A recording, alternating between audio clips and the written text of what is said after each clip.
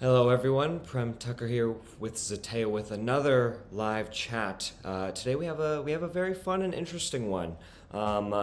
Obviously, after Zoran Mamdani's win, there has been a wave of progressive primary challengers across the country, and in New York, that is no different. Today, we are joined by Cameron Kasky, who will be entering a very increasingly overflowing primary race to replace outgoing Democratic congressional veteran Jerry Nadler.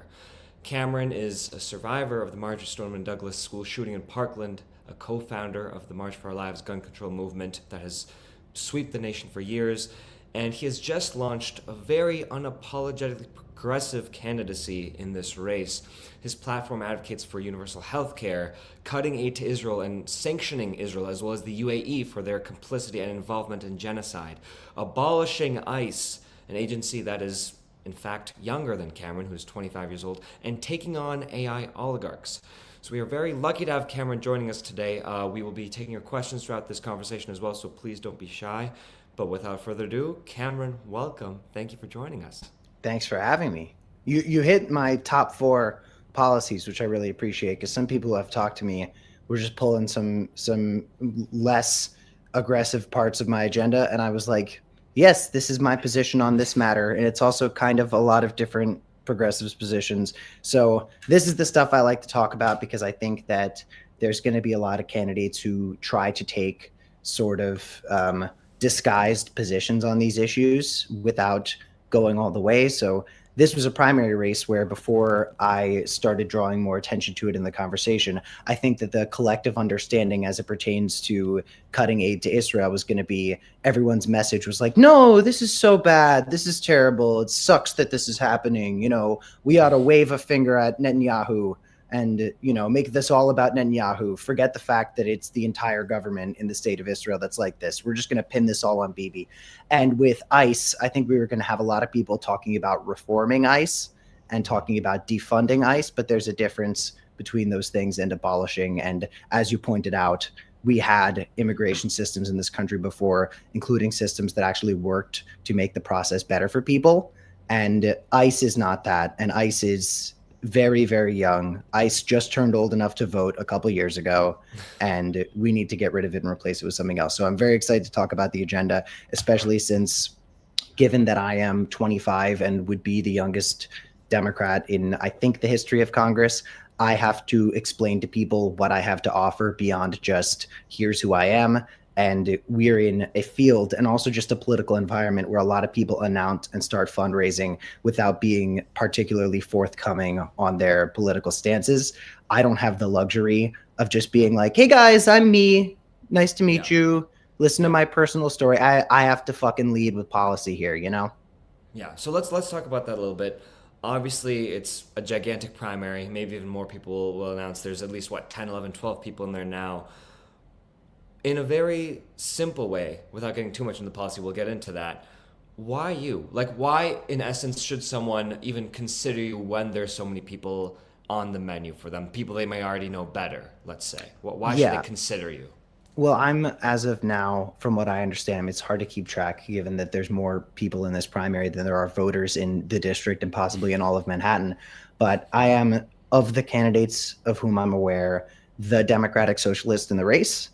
I am the person in the race who acknowledges that we are currently financing a genocide and we are currently failing to place sanctions on another country that is financing and directly training the people carrying out a genocide. And I think for a lot of people, that's sort of the bare minimum.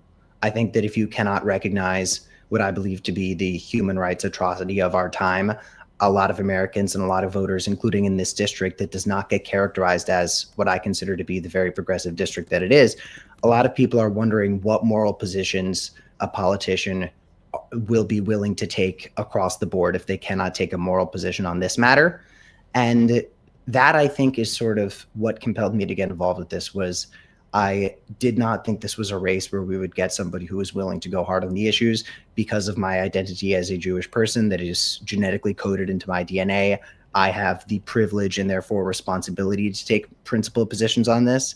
And I have a bit of leeway to talk about this in ways that other people would get smeared as an anti-Semite for talking about. I talk about the Greater Israel Plan, a violent colonial project that when I first heard about it sounded like an anti-Semitic conspiracy. And then I was like, nope, this is in the charter of Netanyahu's Likud party from 1977. And he talks about it to this day. And it's so crazy to me that we have people denouncing and smearing pro-Palestine protesters for saying from the river to the sea, when literally in the Likud party's charter, it says from the Mediterranean to the Jordan, there will only be Israeli sovereignty. And this is part of what I consider a very, very popular sort of behind the scenes message in the pro-Israel community, is like, things that are bad when other people do them are actually fine when it's Israel. Things that are unacceptable from other countries, no, it's all good when it's us. What we are doing to Palestinian hostages in prison, the human rights abuses that we're carrying out, those are cool when it's done for the state of Israel. And listen, as a school shooting survivor who founded a movement to call against the mass violence against children and adults that we see in our schools in this country, seeing it on obviously much more massive scale overseas was very upsetting to me, especially since, first of all, after October 7th, I felt very horrified as a Jewish person. And I think a lot of propaganda that still resonates within the Jewish community really connected with me. And I was very angry and I was very upset. And I had already asked some questions about the Israeli state, but I had not gotten to a point where I really understood the context of the colonial violence that led to something like this. And when I learned more and when I was able to be more educated on the matter and hear the human stories of the individuals that have been facing this their entire lives since long before October 7th, which that's another thing I try to combat in my messaging, is the idea that this all just magically started in 2023. I became very upset because the fear mongering had worked on me and it had caused me to be afraid and to lash out and to be very upset. And then I learned a lot more. And it's like, I had a pretty decent education. I went to great schools. I went to Hebrew school. And in Hebrew school, you learn about genocide and how the Jewish people have faced it very recently and how the United States turned away Jewish refugees who were trying to come here for safety. You don't learn about what the Nakba is. Like, you don't learn about the colonial history of this matter. They like to act like the state of Israel is this sort of magical fairy tale Disneyland where everything is fine and IDF soldiers are hot and you get a free trip there when you turn 18 and you get to hang out and get drunk with hot IDF soldiers. And I guess what has morally compelled me to get more involved with politics, like I was when I was 17, was seeing that propaganda had worked on me. And I think a lot of people in this country, no matter their position, principled or otherwise, think that they are the only person who is not susceptible to propaganda.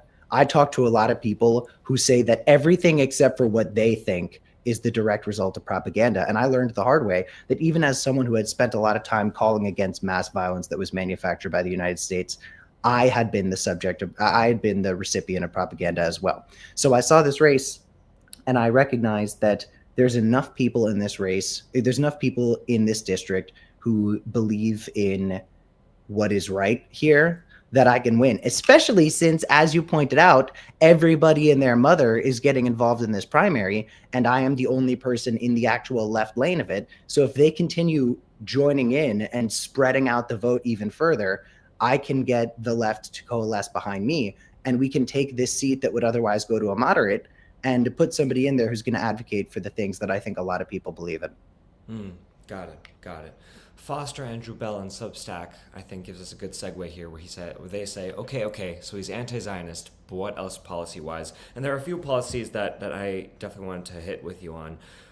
One big part of your platform is a strong focus, a pretty aggressive focus, on combating and standing against AI oligarchs, both for the damage that you see AI does on society, but also for the damage you think AI does on the environment. So tell us more a bit about why you're focused so much on AI oligarchs and what you propose to do about them. Well, it's not just the jobs crisis that it's causing.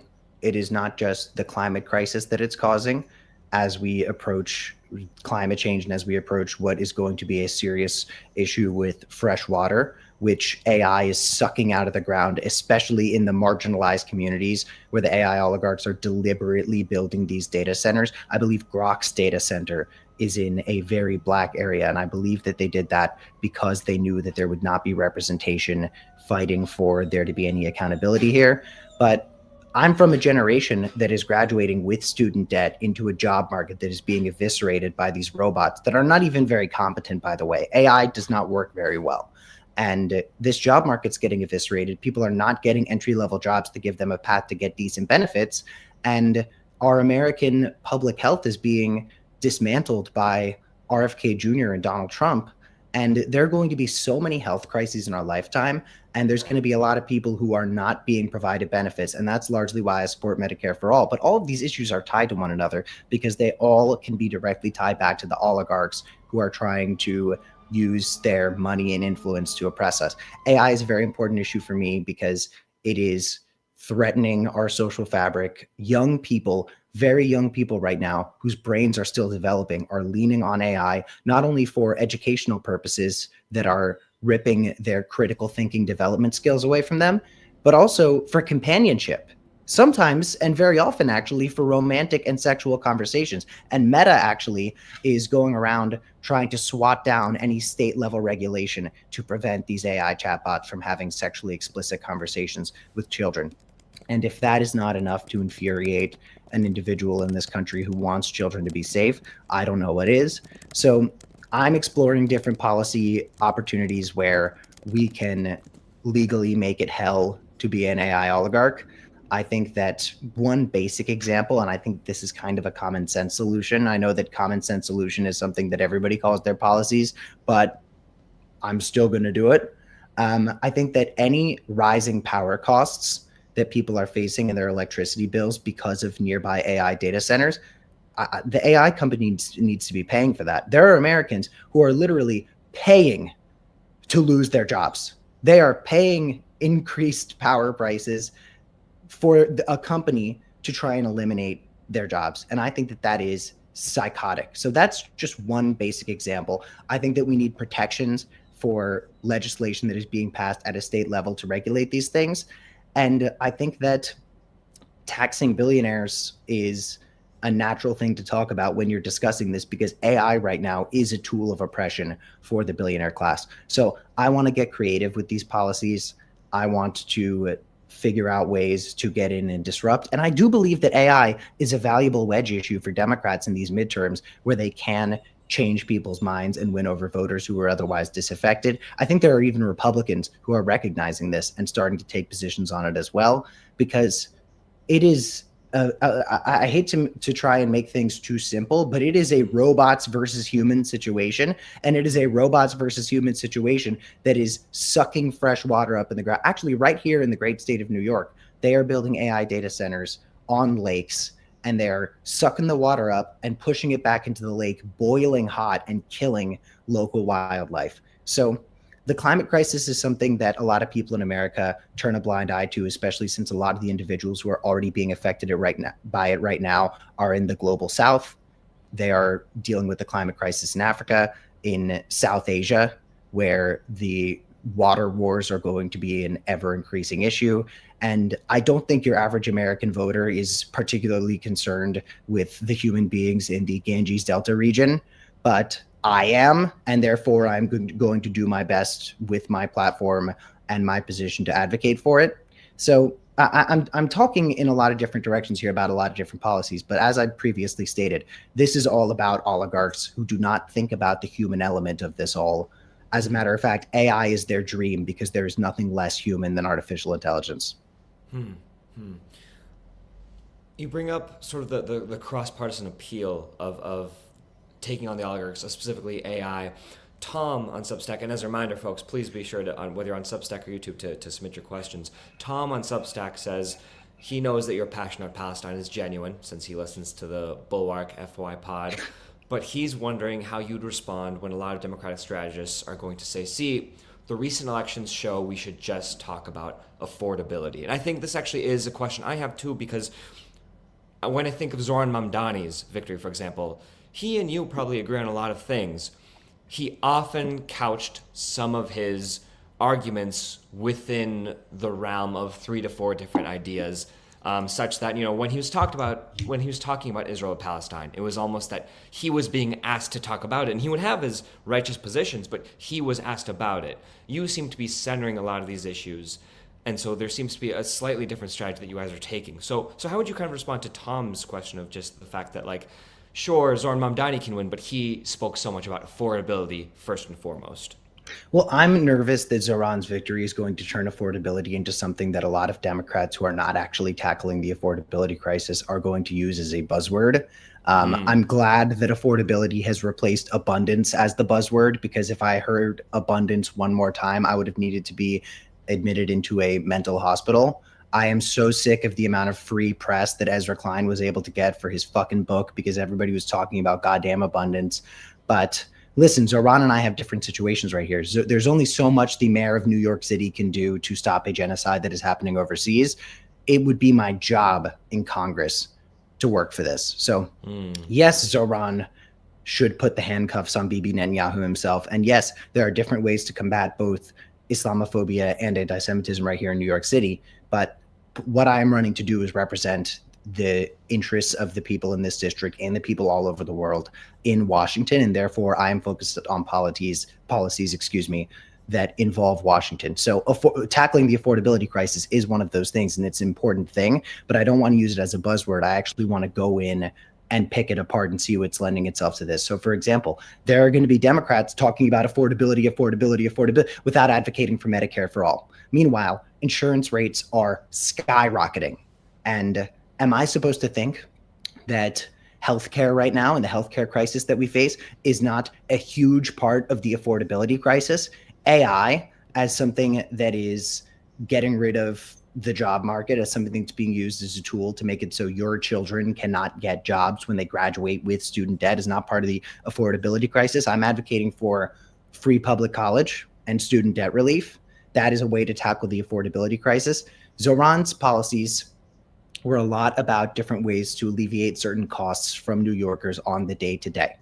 Free buses is part of tackling the affordability crisis. A rent freeze, as far as Zoran's agenda is concerned, is part of tackling that. I, in Washington, have a different set of responsibilities, and therefore I frankly believe that a great deal of my policy positions do center affordability. They just pick it apart in different ways that were not something Zoran can go in and magically wave a wand and achieve. Sure. That makes sense. I'm curious, let's say you get to Congress. This is sort of a two-part question. The first comes from Tropical Ding Dong on YouTube. I like that. Let's get more and more experimental names. But thank you, Tropical Ding Dong, for the question on YouTube. Thank you, Tropical Ding Dong. You get to single out one member of Congress to get into a fight with. Who and how would you fight this member of Congress? Okay, that's a very interesting question because I assume this means a verbal exchange. Yes, let's keep it at that. Something that you disagree with on policy-wise.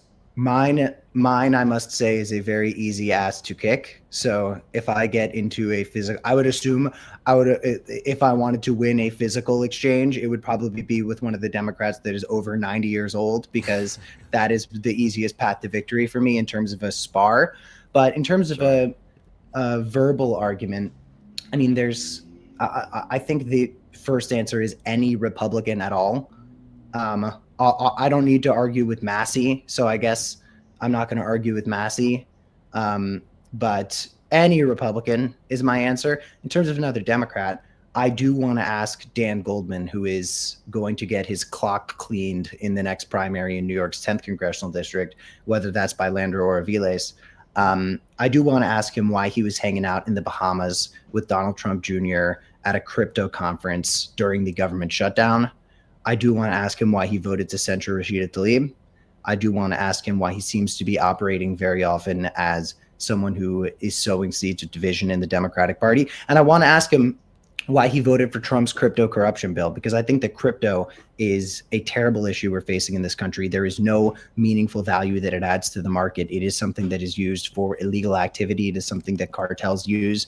It is something that criminals use to send sexually violent videos around and to pay for them. And I think that it is something that a lot of people don't understand to be a severe crisis for our democracy. There are politicians who are taking crypto money, and Dan Goldman is here. He's worth $250 million. He's the scion of a giant fortune, and he's still getting involved with crypto as if he even needs the money. Like, if you're going to be corrupt in order to get your money for the first time. Don't already be rich and be corrupt. There's no point in that. I know that that's most of these rich politicians, but I'm just saying, like, man, you're not even an upstart who's using corruption to kind of put yourself on the money map. You're already there. Why continue to be corrupt? So right now, I would say my answer is Goldman. I think that Goldman has been extremely dishonest on a lot of matters. And I will say, the more I learn about the crypto corruption crisis, which I did not plan to be an alliteration, by the way, but I'm going to use that now. Thank you, everybody, for helping me develop this. The more I learned about the crypto corruption crisis, the more I recognize that this is something that we need to be holding Democrats accountable for, because obviously Republicans are going to be supportive of it. Trump has been making a killing on crypto since getting into office. Barron Trump has made a killing. The amount of money Barron Trump has made on shit coins since Trump's second term cannot be understated. So I want to talk to Goldman about crypto. That's my answer. Got it. And on the other side of things, given all the issues you're focused on, Israel-Palestine, AI, climate, gun violence, of course, as well as everything else, do you see any legislative partners or people that you would look forward to working with if you were elected? I want to work with people in a very broad sense. I think that in the face of authoritarianism, we need Democrats to figure out where they're going to be working together, which is why I think someone like Goldman, who seems to have this emotional attachment to attacking the squad, is the last type of Democrat we need in office. The moderate conservatives and the far right MAGA Republicans all seem to get along when they need to. The quote unquote principled conservatives, who are temperate compared to the MAGAs, always vote with the MAGAs. So I want to work on solutions that can actually be achieved. And I also want to focus on pushing my own agenda where I know that I'm not going to get a majority of Democrats to take a serious position on it, but I want to set a precedent where these are conversations that are being had in Congress. So if I'm introducing bills with legislation on AI that is too harsh for a lot of the Democrats, if I am proposing that we issue sanctions on the state of Israel, am I expecting that to happen overnight? No. Am I expecting there to be far more support for that in the coming years than there has been? Absolutely. But it's a matter of making sure that the things that we are talking about and the things that get validity from being congressional discussions do get the time and space there. And that's why I feel a responsibility to do it. But I don't want to single out any specific partner simply because I want to work with everybody who wants to forward the agenda of expanding government services in order to uplift the material conditions of working class families and, frankly, everybody in the country. And I'll work with anybody on that. I'll work with Republicans on that. I want to be working with people. And when I need to fight, when I need to be scrappy, I absolutely will. But my goal is not to go in and start slugging. My goal is to go in and say, okay, who can I get to coalesce around legislation that is actually going to improve and very often save lives? Got it. You mentioned that you are a democratic socialist. Are you officially a part of DSA, and will you be seeking DSA's endorsement? I became a dues-paying member very recently, not because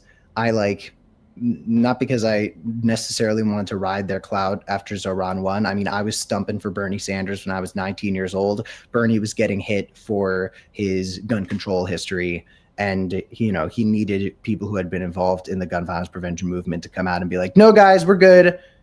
Still get behind Bernie. We love Bernie. And I was doing that for him, and I wasn't doing that for him because I assumed that 6 years later I would be running for Congress in New York City with DSA more powerful than ever after a tremendous victory. I did that because those were my values. But, I'm identifying as a democratic socialist in New York, and I've had a lot of great conversations with DSA and different DSA members. And I was like, yeah, it seems like the respectful thing to do at this point. If you're going to say you're a democratic socialist in New York, pay your dues, pay your, I think, like $15, $30 a month. I don't even remember. Just to support the coalition and just to support the individuals who, unlike me, need DSA to get their name out there. They need DSA's support to be on the map, which I did not need to enter the conversation. I do not expect a formal endorsement from DSA for two major reasons. Number one, I don't think that they see New York 12 as a race that is worth spending their time and effort on. And I think that that's a very good decision on their part, because they are, from what I understand, focused on winnable races. That's what they need to be doing right now, is racking up victories. And I think as we go on over the next coming months, people are going to recognize further and further that I have a clear path to victory with a plurality, with all of the other moderates splitting the vote in 1,000 different directions. And a lot of the people who are democratic socialists, do have a moral position on foreign policy, will see me as the only so far prominent contender who assumes my positions. So I think that's an important thing to note, but I don't think DSA wants to use time and resources in 12. That being said, I am planning on and in talks with DSA to be supporting and petitioning with an assembly candidate in this district. There's somebody running for assembly in District 12, and as of now, per my conversations with DSA, we are going to share our volunteer base to petition together. So I have a very friendly relationship with DSA, and I want to stay in close touch with them, hear what they have to say about my agenda and the way I'm going about it. And they've honestly been immensely supportive and very helpful. And I'm, very appreciative to how they've shown up and supported me, because I think that whether it's for being a DSA endorsed candidate in a formal sense or just for the movement, I think that a victory of mine can be a very, very positive thing for democratic socialism in New York City and elsewhere. So having a great time with DSA. They've been a hoot. They're all very nice. And I look forward to continuing that relationship. Got it. If you were elected to Congress, obviously a big part of your candidacy and a lot of other candidacies surrounding you are the idea of the trajectory of the Democratic Party. If you were elected, would you support keeping Hakeem Jeffries as Speaker? I wouldn't dedicate my life to ousting him. I don't think that Hakeem Jeffries has met this moment. I think that the Democratic Party has spectacularly failed to stand up to authoritarianism. I don't think that they have disrupted the way that they should. I think that there are inevitably going to be better options than Hakeem Jeffries, but that is not my focus right now. I am not showing up outside of Hakeem Jeffries' office, knocking on the door, telling him to step out, because first of all, he's probably going to be holding a baseball bat. And second of all, that is not my agenda. My agenda would be to work with Hakeem Jeffries, but whether I think that he's the person to steer the future of the Democratic Party, absolutely not. Absolutely not. I do not think that the future of the Democratic Party is Hakeem Jeffries. I do not think that he has met this moment. But that being said, I don't want to enter as a 26-year-old congressman to oust somebody. I want to enter to advocate for my policies with whoever I will be able to work with.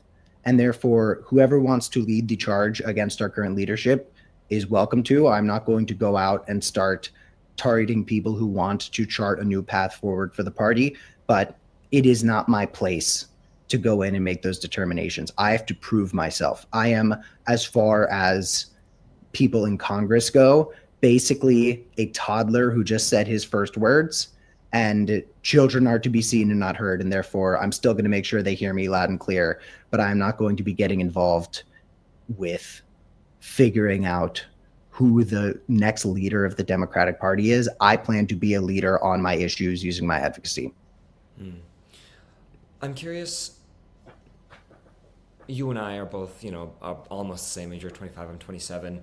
We've come into our political consciousness in a time where there was March for Our Lives, where there was Sunrise Movement, there was the protests of 2020, and so forth through the early part of COVID itself. And I think about how there's all these moments of promise with March for Our Lives, with Sunrise, with Medicare for All, with the Bernie candidacy, all these moments where the young people in this country had a moment where they felt things could change, and then they just did not. You specifically, with regards to gun violence, since Parkland, we've just seen more and more school shootings. How have you reflected on this sort of series of years where there were these moments of promise? And specifically, how do you reflect on the battle to stop gun violence in this country when it seems like it just has gone further and further down the list of priorities, it seems? I think situations like this have actually affected a lot of why young people are feeling like we can't make a change. And I think that a lot of the young people who were excited about Zoran were people who had maybe given up on our ability to make a change. And frankly, I gave up myself. My classmates and I thought we were going to be able to make a much wider change because there were so many local and state level policies that got passed that directly attributed themselves to our advocacy. But at the end of the day, state and local legislation can and does save lives. But it's also true that state laws very often are only as strong as federal legislation. People always talk about the gun crime in Chicago, and they're like, well, Illinois has such good gun laws, and there's still a ton of gun crime in Chicago. What they fail to recognize is that most of the weapons that are recovered at crime scenes in Chicago were purchased in another state like Indiana that does not have reasonable gun laws, brought over to the city, and people will buy them in bulk and sell them on the streets at jacked up prices from states with red state gun laws. So all this is to say, I had given up. And for years, I was very dejected, and I still supported Bernie. I still encouraged other young people who shared my positions on Palestine to vote for Kamala Harris because I thought that we had a moment to stand up to authoritarianism and we could not miss it. And I thought that Kamala Harris was somebody who could be reasoned with on this matter far more than somebody like Donald Trump. But in 2023, I was asked by Manuel Oliver, who lost his son Joaquin, and Manuel and his wife Patricia asked me to go on a tour with them on a school bus that they had bought and renovated across the country to different cities that have been affected by gun violence.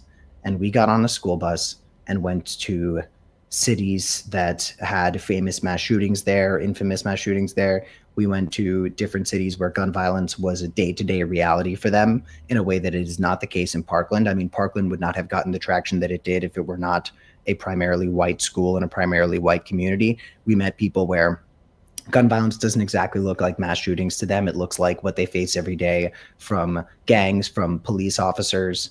And I saw in Manuel and Patricia this fight and this unwillingness to give up and this unwillingness to cede any ground to despair. And I thought to myself, if these people who lost their son, who lost an entire world, who have an empty bedroom in their house and who have an empty seat at their dinner table, if they are able to continue fighting, who the fuck am I to give up? How on earth could I stop believing in our ability to make a change if two people who lost their baby child that they held in their arms moments after he was born, if they could still do it? So I know a lot of young people don't believe anymore, and I don't blame them because I was that person too. And it was my own personal experience with individuals who had an indomitable human spirit that made it so I found that fight in me again. But we have to take it one step at a time. And I, in this race, saw an opportunity to fight for what I believe in a way that I think can cause substantive change. I think there are issues that I am going to be bringing up that otherwise would not have had any pressure in this primary where I can make a difference like that. And whether or not I win, whether or not when I win, I'm able to see my entire agenda through, these are different ways to make a change. And I understand that every young person who feels disaffected cannot necessarily run for Congress using the platform that they already have, partially as somebody who has a popular podcast with woke neocons over at the Bulwark. But like, I'm doing what I can, and I think a lot of young people need to be given a reason to believe again. And if these moderate politicians are running on a status quo that has very clearly not been working for people, that is not how young people are going to believe again. But progressive politicians who are proposing new solutions and who are saying, fuck the system has ruined our country, the system has paved the way for Donald Trump, that is a way to get young people back. And I think, like I said, a lot of young people, after something like March for Our Lives, Sunrise Movement, 2020 protests, they saw the Biden presidency. And the Biden presidency inspired no hope in them that we were going to be able to change this system that failed to provide them with meaningful opportunities to build themselves a future. Progressives can go in and do that, and that's why I am fighting for what I am. Got it. I know we're running on time here. Thank you, everyone, for sharing your questions and thoughts on Substack and YouTube. We have one more question I'm curious to hear your thoughts on, Cameron. Marjorie Taylor Greene. P. Ray on Substack asks us, what do you think of Marjorie Taylor Greene's face turn? Can she be forgiven for what she did to you guys? For context, for those who don't know, Marjorie Taylor Greene in the past has spread conspiracy on the Parkland school shooting. She directly confronted people like David Hogg on the shooting, suggesting that it was a false flag, that there was a conspiracy behind it, and so forth. A denier in certain respects. P. Ray says she never apologized. What do you think of her now? I think that if she is going to encourage other Republicans to look at the Trump presidency as a huge fraud and failure, she's welcome to do that. I am not throwing a party for Marjorie Taylor Greene the way some people are. I think that she is a grifter. I think that she is somebody who recognized that there was a path that she could carve out for herself, doing something that was contrarian and standing apart from her fellow conservatives or Republicans. And look, if she's sincere, if she means this, if she's had a change of character, good for her, I suppose. But when somebody is in office and they are a politician, that is what they are to be looked at as. If I knew Marjorie Taylor Greene on a personal level and I saw this change in character, I'm always open to accepting a human being's change in character. There are people I agree with on a lot of things who I support as individuals who have taken positions in the past that I find abhorrent. But I believe that if you, and this is something that I think about a lot, especially in this campaign, especially as it pertains to my upbringing with Israel-Palestine, if you give up on the restorative power of the human spirit, it's like you're giving up on everybody. If you give up on one person's ability to change their perspective and their heart, then I feel like you're giving up on a lot more than just that. And I don't want to do that, but I mean this on a personal level. I mean this in terms of the human element of all of this. And Marjorie Taylor Greene is Jewish space lasers lady. Like, I am not thinking about her on a personal level. I am not Marjorie Taylor Greene's friend. I am not Marjorie Taylor Greene's CrossFit trainer that she had an affair with. I am somebody who looks at her as a political animal. And as a politician, I encourage people to allow her to cook. Let her cook. Let her say what she's saying. Let her sow seeds of division within her party and her voter base.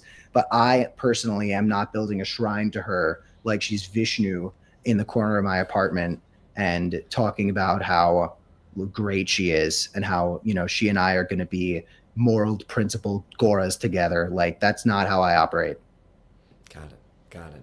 Well, Cameron Kasky, thank you so much for joining us. Good luck as you compete in this very crowded jungle primary. Anybody watching this, if you are a moderate who frames themselves as progressive but ultimately has moderate politics, and you are in line to run for New York 12, stay in line. I need your help. There you have it. Thank you, Cameron. Thank you for joining us. Hope we can talk again soon. And thank you, everyone, for submitting your questions, your thoughts. I'm sorry we couldn't get to all of it, but Cameron, seriously, thank you again. And we'll stay in touch. Thanks for having me.